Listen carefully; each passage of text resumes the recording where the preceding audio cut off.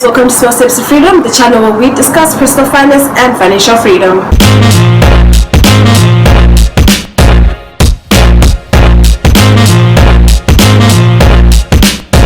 Welcome to another episode of Small Steps to Freedom. Today we'll be talking about budgeting. So we're talking about how you can actually set up your budget.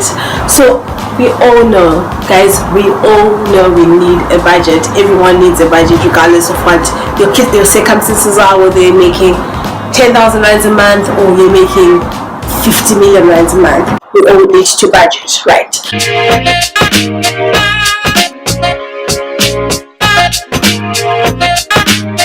A basic budget, if you're starting out, will essentially comprise of 5 categories, right? So you will have your needs, your wants, your savings, investments, and you will also have your debt repayments if you are in debt. Needs would be something like you're paying rent or you're paying your bond, right? And food is all for under needs. Wants would be I want to travel next year. Investments would be I'm investing in retirement annuity or in a tax-free savings account. Savings, you can have your emergency fund, which is very, very important. First of all, and you can be saving for some other short-term or long-term expenses. But yes, and then you have your debt repayments where you're paying off any debt that you have, because remember, once you pay off your debt, that's when you free up more money for you to actually save and invest more, right? The second thing that you're going to need is to find a way that you're comfortable in terms of actually budgeting as well as tracking your budget as well. Because remember, when you write down your budget, it's all great and well to have a written down budget, yes, but the magic is in actually following it, right? So you want to make it as easy as possible for yourself to actually follow through with that budget, right? So you have different methods that you can actually budget as well as track your budget, right? So you have the traditional method where you can just choose to write down pen to paper, write down your budget each month, and then go back and reference it each and every day or each week or each like twice a month, whatever you decide, right? So you have your pen and paper, you can do that, or you can use an Excel sheet, for example, that's manual, or you can try and automate it as well by using apps such as 20/7, for example, right? So you choose what works best for you. So if pen and paper works best for you, that's great. If the app works best for you, that is great. What's also really key here is tracking your transactions. So you have to go back to that budget every week, or go back to that budget every twice a month, or whatever period works for you, and review that budget and see how much you spend on each category, so that you can adjust and relook at it if need be, right?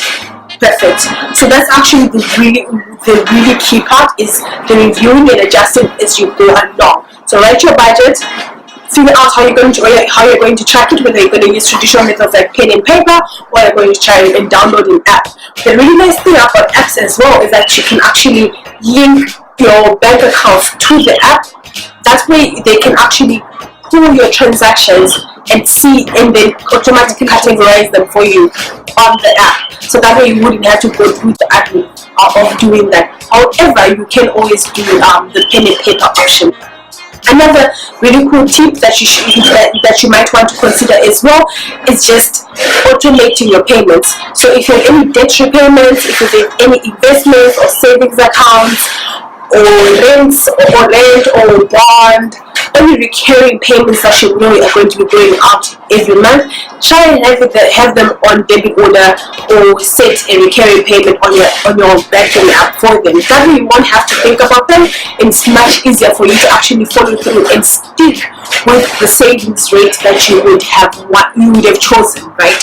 So if you've decided that I want to save 20-40% of my income, you know exactly that that 40% is going to go out regardless, because that is an automated payment that goes off on your account. So that takes away the admin, and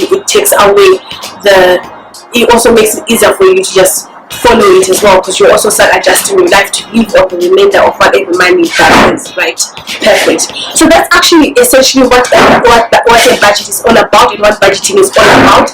It doesn't need to be any more complicated or complex than this, but obviously you do what works best for you. So if you like this video, be sure to give it a thumbs up, and also just leave a comment with your thoughts and any suggestions that you have, or any material that you want to be seeing. Follow me on Twitter, really vocal on personal finance on in that space as well, and I will see you on my next video.